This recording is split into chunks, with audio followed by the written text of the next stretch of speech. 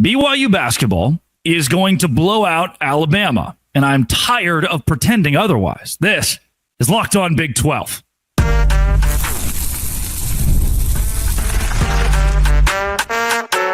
You are Locked On Big 12, your daily podcast on the Big 12 Conference, part of the Locked On Podcast Network, your team every day. Happy Thursday, everybody. Welcome to Locked On Big 12. I'm Drake Toll from America's #1 Big 12 podcast, Locked On Big 12. Thank you for making this show your first listen every single day. That guy, you recognize him, Jerem Jordan of BYU TV, joins the program to talk BYU and Alabama. If the statement is the Cougars will blow out the Crimson Tide, how do we defend that? I do think that could be the case in the game tonight. We'll start with some other teams in the Big 12, though, because Houston, Texas Tech, Arizona also in the Sweet 16. We won't miss anything. In the middle segment, Chris Level joins from Locked On Texas Tech to talk the Red Raiders. Then we'll finish it with Jerem again. He's going to come back and talk BYU finding a home in the Big 12. Now, you have friends. No more waiting in the wilderness, and everyone is celebrating what I think is the story of March with the Cougars. Jerem, to start here, before we go into BYU and Alabama, really quickly, Houston, Texas Tech, Arizona, even though Arizona is playing Duke, do you think the Big 12 can have success outside of BYU this Sweet 16? Absolutely. I have Houston winning this whole thing in my bracket. I just, after watching them pummel BYU twice, I believe they are one of the best teams in the country. It's hard to argue against it, right? Texas Tech, I actually have them in the ship losing to Houston. And then Arizona, I have going down to Duke, which I think is probably a popular sentiment. I've been seeing Arizona in the gym here. They're in the same building, which is kind of fun to have two Big 12 teams in the same building. Can they pull off the shocker against Duke? Certainly BYU fans, I think, would like that because last time BYU played Arizona, they won in Tucson. So that would be awesome. But shout out to the Big 12 for getting 4 in. Yeah, the Big 12 Conference, known for its basketball the last few years. The SEC, highly touted this year, but 4 teams ties a record for this league, and now BYU in a position as well as 3 others to move on to the Elite 8. Jerem, if my statement, if Drake Toll of Locked On Big 12 says that BYU will blow out Alabama, and I can give some advanced analytics on why, but if that's my statement, how do you qualify that? Is there a world where that happens? I don't think there's a world where BYU blows out Alabama. I think if BYU wins, it's a close one in the 90s. BYU's won several matchups like this year. I'm thinking at Arizona. I'm thinking Iowa State. Neutral, I'm thinking West Virginia. Mm-hmm. This is a BYU team that plays good enough defense right now. What they do well is play crazy good offense, and you're playing the number 1 offense in Alabama, number 1 in points per game, number 4 in efficiency, number 1 in tempo, number 1 in rebounding. That'll be a huge point in this game. Can you slow down Mark Sears? Like, the dude is clutch. He doesn't have great numbers, like shoots 40% from the field. That's kind of a low number. 33% from 3, but what he does is get to the free throw line 232 times. In Holloway, great shooter. Usage rate is high, 25%. Can BYU rebound against Alabama? Can they get back in transition? That's what a lot of guys told me in talking to them, getting ready for this game. I don't see a world where BYU blows out Alabama, but I see a world where BYU wins. Jerem, if you ask Shot Quality, who runs a lot of the analytics departments for NBA teams, they'd tell you BYU actually has the number 8 defense in the country, and Ken Palm or Torvik might rank the Cougars a little bit lower than that. But based on the averages, BYU's defense is underrated, even though their offense has been so good this year. Do you think that Kevin Young's team, I love the sound of the horn going off, by the way. This is about as raw as it gets. We're here, baby. You're in the middle of the arena. That's the Duke Blue Devils getting ready to take the floor. Oh, my gosh. The Duke Blue Devils, who will eventually lose to BYU before BYU goes to San Antonio, we could only hope here. Or Arizona could also be in that conversation. Jerem, looking at BYU's defense, Kevin Young, the NBA style, where I want to interject my own opinion a bit here, if I may, is I said, I think 2 months ago, I wish Kevin Young stopped running an NBA team and started running a college basketball team. He went 5 guys, 6 guys deep off the bench, and I thought, pick your 7, pick your 8. That's a direct quote from Locked On Big 12. Hand up, completely wrong. Now BYU is one of the freshest teams in the country. You can see it in the way they play, and even a Dawson Baker could step up on any given night, come off the bench, and be the spark plug. The next night, maybe he's not the world beater, but then any given game, he could be. Those entire 6 off the bench could be. Do you think that nods to a defense that might be underrated because BYU is so fresh here in March? I think it helps, and BYU can run a second unit out there that doesn't drop off too much. Like you said, Mawit Mag's kind of the defensive stopper for BYU. He comes out, Trey Stewart comes in. They don't play a ton together. They're going to be on Mark Sears. They're going to be on John Tonje of Wisconsin, who still went off, but can they make a play at the very end like Mawit Mag did to seal the win? All these guys can shoot threes, right? Of the 11 or 10 that play for BYU, there's only 2 dudes that don't shoot threes, that they have confidence in doing that. And I like that shot quality defense stat that you had there. This is a BYU team that's deeper than most. It's not the Kentucky teams of the 90s who press, but what they'll do is they'll get out and run, and they can go toe-to-toe with Alabama in the thing that Alabama does best, which is tempo. They're number one. Richie Saunders is the obvious name of a guy who has to be nails for BYU to win against Alabama. Who are the names? I've mentioned Kiba Keita a lot recently as a guy who's stepped up big on the glass. He's scoring well enough. Doesn't have to score in double digits, but if you can put up 6, 8 based on offensive boards and rebound the ball 10, 11 times, BYU's in a great spot to win. Who are the guys around Saunders that have to be perfect? Yegor Demon needs to play like he's been playing. I thought there was a chance he might come back before the tournament. There's no way now. He's been way too good in this tournament. Yeah. He was probably gone before. I was hoping he'd come back and play with A.J. Dubonsa. But how about 11 points, 8 rebounds, 8 assists, and only 1 turnover against Wisconsin? That is unbelievable. Cougar Stats, a big BYU stats account, put out a list of the guys who have had those numbers in an NCAA tournament game. And it was like Magic Johnson, Jalen Suggs, like Jameer Nelson, like all these NBA guys. It was crazy. But none of them only had 1 turnover. Yegor Demon's got to be big time. I think Down Hall needs to handle the pressure off the bench with his ball handling. Trevin Nell needs to make some threes. He had 4 against Wisconsin that were big time. Keba Keita, like you said, and Foose, they need to combine for like 20 rebounds and perhaps, almost 15, 20 points. They need to sort of be one entity, the Molly men down low. Because the one thing that sort of gives me pause is Alabama's athleticism in the front court. Can BYU rebound with the top rebounding team in the country? Yes, but they're going to have to emphasize that. And does that slow them in transition offensively a little bit because they're having to crash the glass against Alabama? Yeah, Jerem, I want to give you, before we get into later on with you back into the fold, BYU being in the Big 12, how huge that is for morale with the school and the fan base and being able to celebrate with others. It sounds like the way and you're a journalist, right? The way you speak of Alabama, very high. You like the Crimson Tide and what they bring. If you're going to blow some hot air up our skirts a little bit, what is the ultimate confidence boost for you thinking, okay, BYU can win this game and I feel good about it? It's the way they're playing. So Since February 12th, BYU's 11-1. And when you look at the since then efficiency margin, that's the greatest indicator of how you're playing. BYU's number 4 in the country, Drake. 1, 2, 3, and 5 are the 1 seeds. Yeah. So BYU, since February 12th, is playing like a 1 seed. They're so hot right now. What was it, Zoolander? Hansel, so hot right now. That's BYU right now. Like, they're on fire, and they're deep, and they're playing great, and there's no reason for them to think they can't pull off this upset. And the energy vibe I got from the guys in the locker room after BCU, Wisconsin, and talking to them today is they absolutely believe they should continue to win in this tournament. They're super confident, and they have the stats and the results to back it up. Jerem, we'll bring you back here in another segment. Chris Level of Locked On Texas Tech will give us hope for Tech versus Arkansas tonight. That is coming up right here on Locked On Big 12, part of the Locked On Podcast Network, your team every day.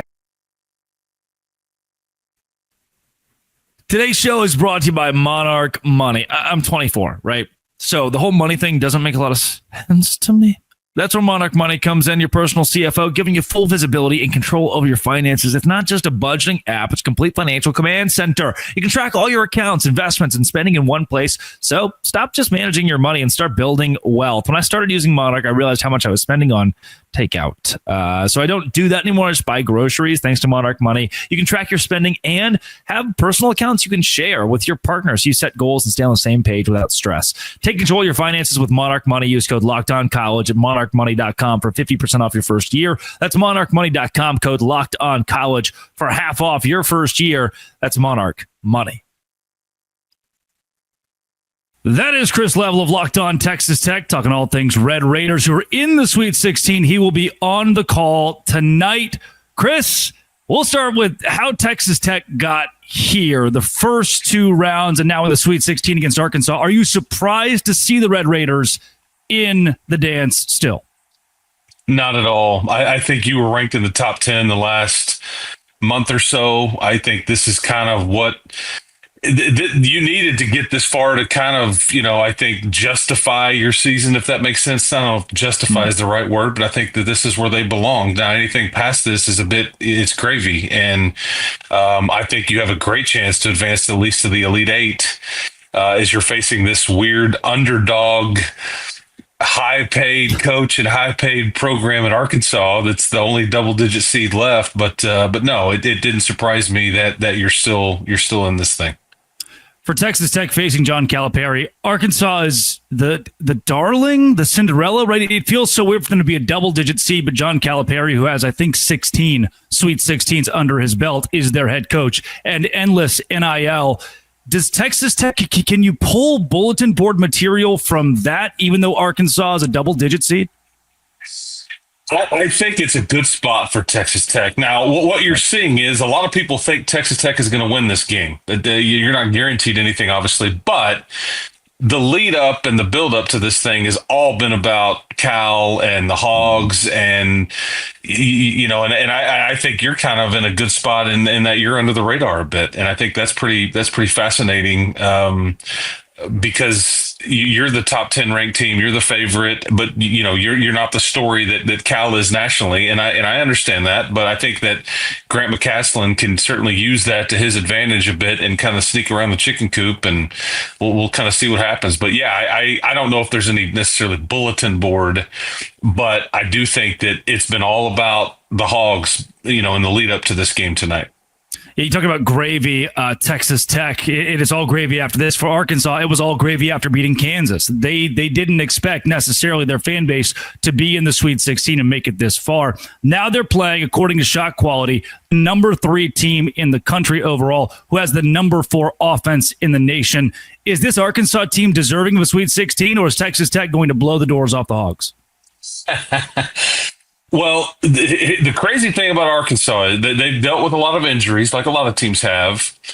But like as far as natural talent, this is going to be one of the most talented teams that Texas Tech has seen all year. I mean, there's a lot of size, a lot of natural ability. You may have a lottery pick on the floor in Boogie Flan tonight. And Adu Thero comes back, who's their leading scorer. I think that Calipari said he's good for 12 to 15 minutes tonight. And so this is, but it's young talent. And I think that what you see is that there's a range. They're going to make some mistakes. They're going to be a bit inconsistent, but when they're playing really well, look out. And I think that they've played a lot of look out kind of ball lately. But what's crazy is, Drake, is that you look at the St. John's box score. I mean, St. John's out-rebounded them. St. John's made more free throws than they did. They turned it over fewer times than Arkansas did. It just shows you how poorly St. John's was on offense, and Arkansas has something to do with that. But if you give 28 offensive rebounds to Texas Tech, they're going to make you pay.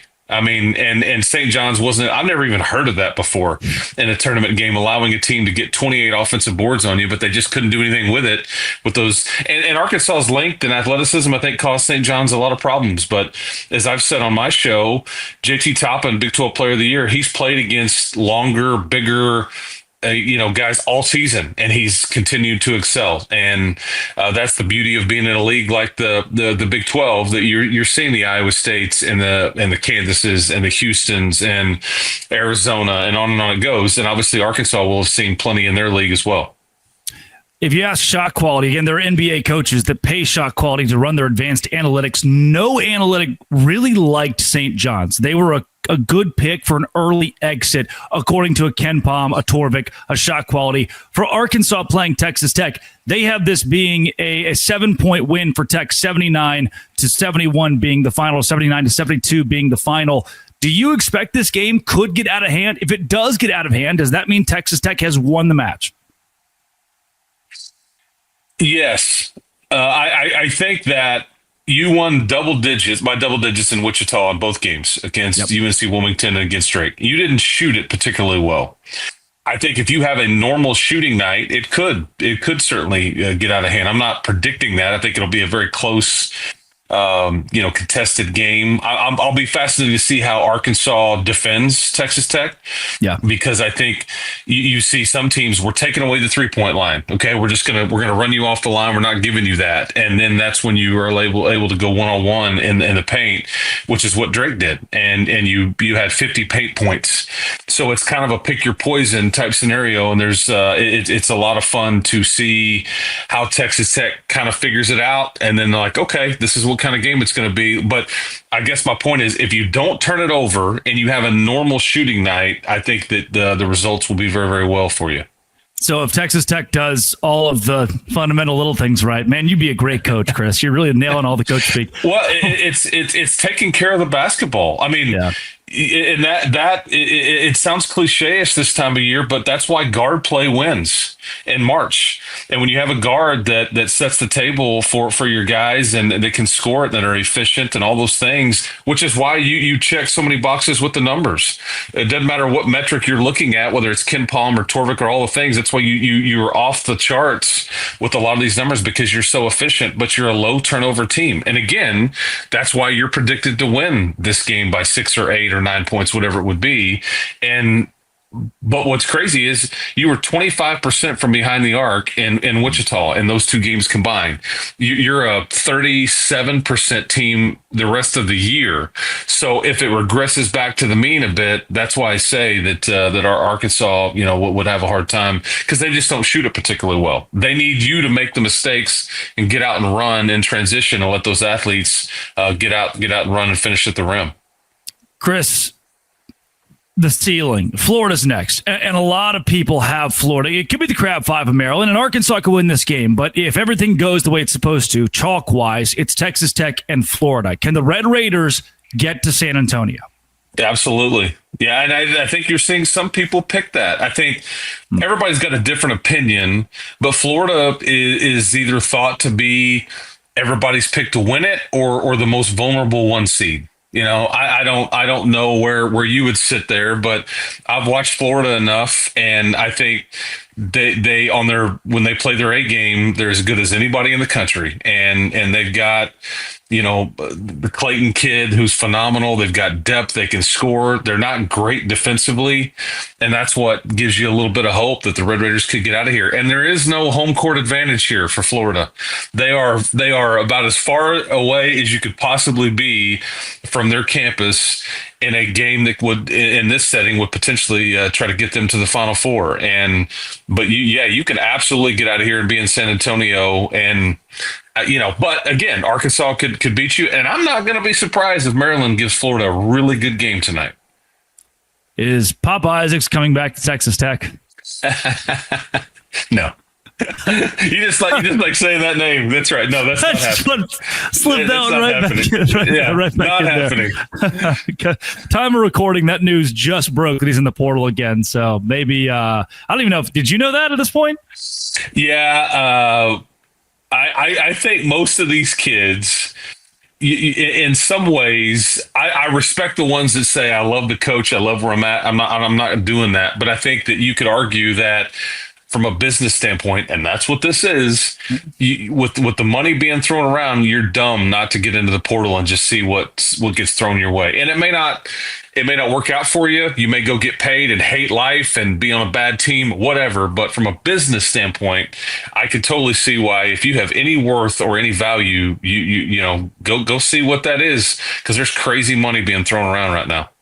Yeah, maybe the Matador Club will give him $1 or $2. We'll have to see how that all shakes out. It's Chris Level of Locked On Texas Tech at Chris Level. Coming up, Jarom Jordan comes back.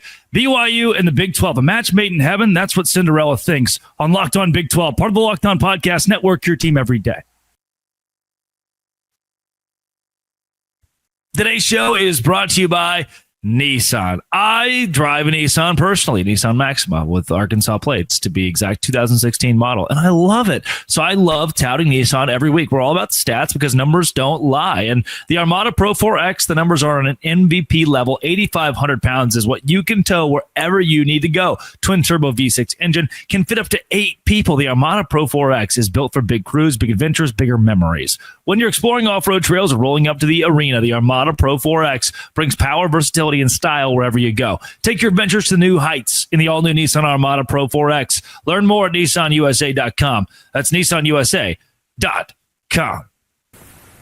The NCAA tournament is here, and so is the bracket breakdown. Locked On Podcast Network and Amazon Fire TV channels are teaming up to deliver NCAA tournament coverage like never before. Watch studio shows featuring former players and Locked On's local experts as they guide you through every upset, buzzer beater, and bracket matchup. Stream it all for free on Amazon Fire TV channel. Search Bracket Breakdown to see it all for free. It's your team every day.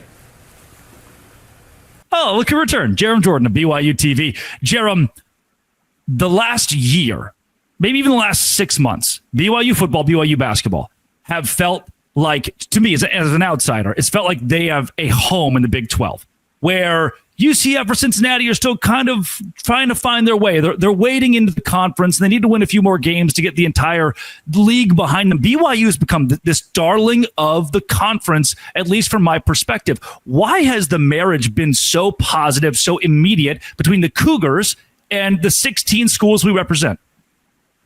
It's been awesome, and couldn't be happier. Like BYU always just wanted to be respected by its peers. And, there were times in the WAC in the Mountain West where they got along great with the other schools there. But then it kind of got weird where it was like, well, isn't there something more? Because BYU's brand's always been national, and they've wanted an opportunity to compete at the highest level. And frankly, the goal for a long time was to get into the Pac-10. And Pac-10 didn't want them for various reasons, which I think are kind of obvious philosophically and religiously and politically and so on and so forth. The best league that fits all of that stuff is the Big 12. And it took me a minute to realize that. But once BYU got that invite, I was like, this is actually way better. It's not better geographically for the majority of the alumni. Granted, they're all over the country, but like in the Western time zone, Mountain time zone, that's where the majority of them are. But they're all over the country. And I think BYU gets along with the Kansas States and Iowa States of the world because they're kind of similar of, we don't get the 5 stars, but guess what? We're top 25 programs in a bunch of these sports. And we love this. And I think they think alike, and it has nothing to do with religion. Just good, hardworking people, which I appreciate. And the league has expanded. It's been awesome. Did Utah have to join the league? I guess so. No, it's great to be in the same league with the brother Utah and compete. But it's been great, and I think BYU fans have felt respected, and they've given respect in this league, and it's a great fit. It really is. I hope it lasts for a long time. We'll see what happens in 31 when the TV contracts are up and whatnot. But so far, it's been an amazing fit. From my standpoint, I look at UCF, who has not fired a coach, but lost one in a weird deal to be an offensive coordinator somewhere else in football. And Houston did fire their football coach, and Cincinnati has not settled in to win games in football or basketball the way they hoped. BYU, this year, football, basketball combined, has the highest winning percentage of any of the 16. How did the Cougars adjust immediately from what many would consider to be independence, mid-major, that level? I was just thinking about this the other day, and I even asked BYU athletic director Tom Holm about this. I'm like, did BYU just need a tougher challenge? Like, did they just need a bigger deal? And to some degree, I think yes. Certainly the resources have been put in to football and men's basketball at a higher level. BYU's getting better players than they've gotten before. See AJ DeBonsa. But they have the right coaches. Like, that decision is everything. Tom Holmoe is retiring no later than August. His kind of last salvo is that he hired Kevin Young, and this has been one of the greatest hires in BYU history. Kalani Sitake has taken this program up a notch, 11-2 in the Big 12 and a big Alamo Bowl win. Like, what a year for football. What a year for men's basketball, and it's not over.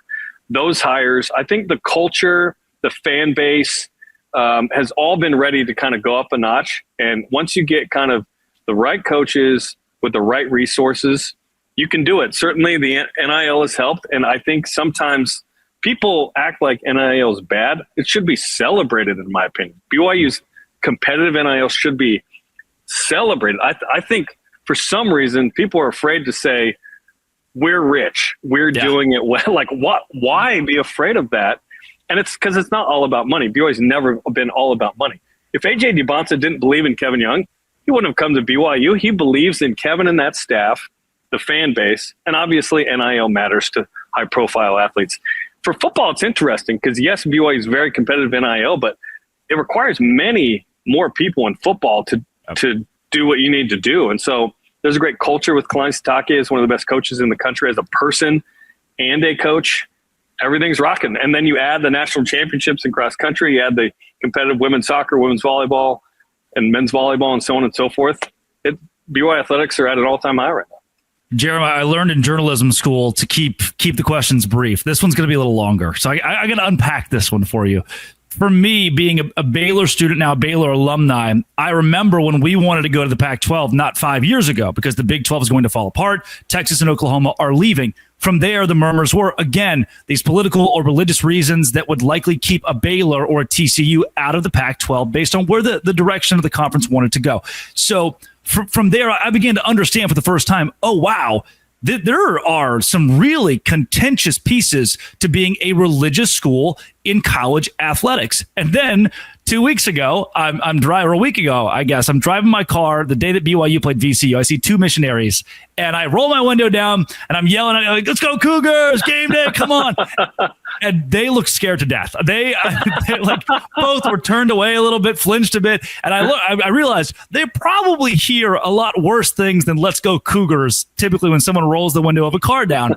And it got me thinking. Right, I've seen the hate on Twitter, or I've seen the negative comments about the Church of Jesus Christ of Latter-day Saints and what BYU stands for. I've also seen Iowa State fans, UCF fans, Baylor fans love BYU, love BYU's fan base because of their religious affiliation, because of BYU's religious affiliation. How has being an LDS university in the Big 12 helped make this merger so positive? I think that there are, like I mentioned, like-minded individuals. Certainly, if you're like-minded, you get along better. But I think due to the nature of the Big 12 has tended to be a group of people that has embraced BYU in a way that BYU has not been embraced before. And I think the love is felt both ways. And we feel like on our end, hey, if you don't know much about us, maybe you've heard some things, like get to know us, see if we can't add to the good that you've already got and have a fun relationship. Like, we love sports, but it's not everything to us. At the end of the day, Sunday morning is everything to us, going to church. And those values, and I know that sports is everything to everyone, but to some people it is. But we can have fun while competing and while getting after it. And at the end of the day, none of this really matters. Like, it's fun, but it doesn't really matter. But in the moment, it feels like it matters, doesn't it? Yeah.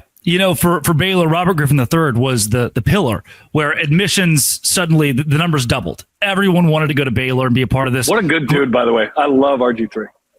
Spectacular human being, and still gives back to the university. And it's an homage to how sports can transform a university. Sports are the mouthpiece in many ways, the billboard in many ways for what a university is. BYU stands for more. Baylor stands for more. These schools that are tied so tightly to faith.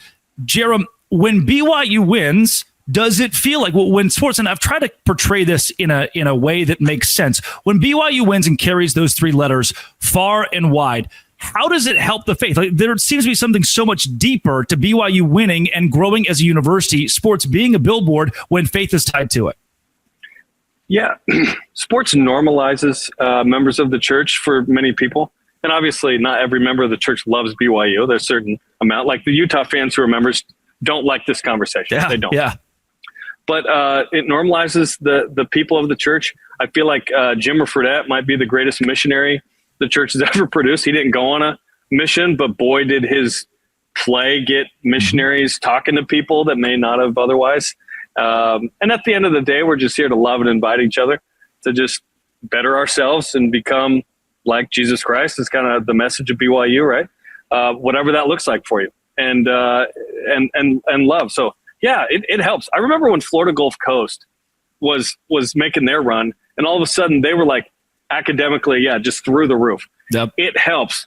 None of the BYU sports matter if they don't win. Like, the messaging, the tie into the church, the missionary work. None of it matters if you don't win. So you have to compete and you have to win, and you have to do it a certain way. And I think, honestly, for a long time, BYU decided we're not going to cheat. We're not going to break certain rules. And now that you can pay players above board, NIL, now BYU is going up because now everybody's supposed to be above board. So I think it honestly has helped BYU in that regard. Certainly do not intend to make this podcast about faith or religion. Right? We're talking about sports, but I want to emphasize that when you go to a large state school and their donors are doling out millions of dollars to win a national championship, the championship is more hollow than when you win a national championship with faith at the forefront, or faith being paramount to what you're doing, and that being something that helps spread what BYU fans are committed to, or what Baylor fans or Notre Dame fans are committed to in their own right. So I want to emphasize that with how unique BYU is in that way, as well as other universities that have committed to faith. Jerem, thanks so much for this. Number one, I mean, it's game day. I feel it. This is good. I can't wait. And for you and listeners of Locked On Big 12, many of whom know who you are, where can they find more of your work, and where can they find hopefully your live tweets during the game? First off, it was great to have you in Provo. Not once, but twice? We've had you a couple times now. Once in my normal get up, the second time in the fur coat. That was nice. There's not a lot of people dressed in fur coats walking the streets of Provo, let me tell you. No. Not at all. They can follow BYU Sports Nation on social media platforms. I'm at Jerem Jordan. Yeah, we're having a ton of fun. Shout out to everybody in the Big 12. We've really enjoyed it. Getting to know the coaches, the players, the big stories that BYU TV does, highlighting other schools, has been really fun to see. And so it's been awesome, man. And we're just beginning. This is year 2. Can't wait, man.